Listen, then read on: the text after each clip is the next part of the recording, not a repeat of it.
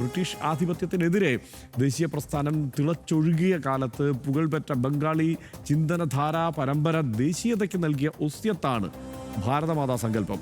അവനീന്ദ്രനാഥ് ടാഗോർ വരച്ച ബംഗമാതാ ചിത്രം ഭാരതമാതാവായത് ദേശീയ പ്രസ്ഥാനത്തിൻ്റെ പോരാട്ട വഴിയിലാണ്.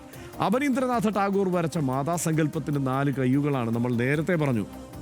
അതിൽ ഓരോന്നിലും ഈ രാജ്യത്തിൻ്റെ വൈവിധ്യമാണ് ഉയർന്നു നിൽക്കുന്നത്. ധാന്യക്കതിരും പുസ്തകവും വെള്ളവസ്ത്രവും ജപമാലയും ഒക്കെ പിടിച്ച ആ മാതൃസങ്കല്പത്തിൻ്റെ കയ്യിൽ കാവിധ്വജം പിടിപ്പിച്ചു കൊടുത്തത് RSSൻ്റെ ചരിത്രകാരന്മാരാണ്, അവരുടെ ചിത്രകാരന്മാരാണ്. അതല്ല ഇന്ത്യയുടെ ഒരു ഭാരതമാതാ സങ്കല്പം എന്നതാണ് ആവർത്തിച്ചുയരുന്ന വലിയ വിമർശനം. അതിനെ RSSന് മാതൃഭൂമി സങ്കല്പത്തിൽ വേണമെങ്കിൽ ആരാധിക്കാം, അതിൽ തെറ്റില്ല. പക്ഷേ ഒരു ഹിന്ദു ദേവതാ രൂപത്തെ രാജ്യം മുഴുവൻ മാതൃസങ്കല്പമായി കാണണമെന്ന് എങ്ങനെ നിർബന്ധിക്കാനാകും?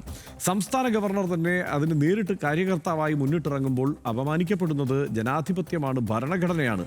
മുമ്പും RDX പറഞ്ഞിട്ടുണ്ട്, രാജ്യത്തിൻ്റെ അടിസ്ഥാന പ്രമാണങ്ങൾക്ക് വിരുദ്ധമായ നീക്കങ്ങൾ ഏത് അധികാര കേന്ദ്രത്തിൽ നിന്നുണ്ടായാലും അതിനെ ചെറുക്കാനുള്ള ആന്തരിക ശേഷി നമ്മുടെ ഭരണഘടനയ്ക്കുണ്ട്.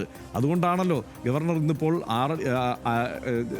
അടിയന്തരാവസ്ഥയുടെ 50ാം വാർഷികത്തിൽ അവിടെ പ്രസംഗിക്കാൻ എത്തുന്നതും ആ അടിയന്തരാവസ്ഥയെ അതിജീവിച്ചുകൊണ്ട് നമ്മളിവിടെ നിൽക്കുന്നതും.